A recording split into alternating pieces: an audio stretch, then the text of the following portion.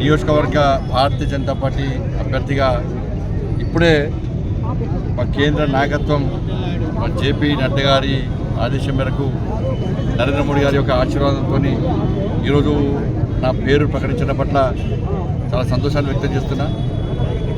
గతంలో భారతీయ జనతా పార్టీ తరఫున అనేక అవకాశాలు నాకు వచ్చినాయి. కరీంనగర్ బ్యాంకు డైరెక్టర్గా పోటీ చేసే అవకాశం, కరీంనగర్ కార్పొరేటర్గా పోటీ చేసే అవకాశం, ఎమ్మెల్యేగా పోటీ చేసే అవకాశం, 3 ఎంపీగా పోటీ చేసి మన రెండోసారి ఎంపీగా పోటీ చేసేటువంటి అవకాశం మన పార్టీ కల్పించడం చాలా సంతోషంగా ఉంది. పోయినసారి భారీ మెజార్టీతో భారతీయ జనతా పార్టీ అభ్యర్థిగా పోటీ చేసిన నన్ను కరీంనగర్ పార్లమెంట్ నియోజకవర్గ ప్రజలు గెలిపించడం జరిగింది. ఈసారి కూడా భారీ మెజార్టీతో గెలిపిస్తారన్న విశ్వాసం, నమ్మకం ఈరోజు నాకు అనిపిస్తూ ఉన్నది.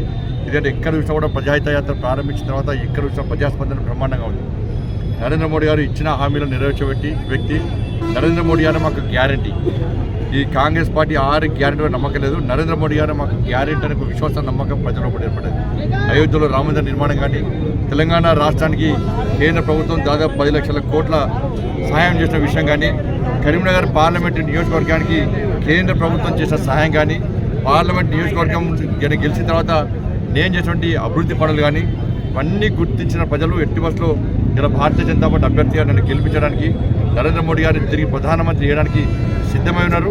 తప్పకుండా ప్రజల విశ్వాసానికి అనుగుణంగా ఇంకా మేము మెజార్టీ ఎక్కువ సాధించాలనే ఒక లక్ష్యంతో మరి ప్రజాహిత యాత్రను కంటిన్యూ చేస్తున్నాం.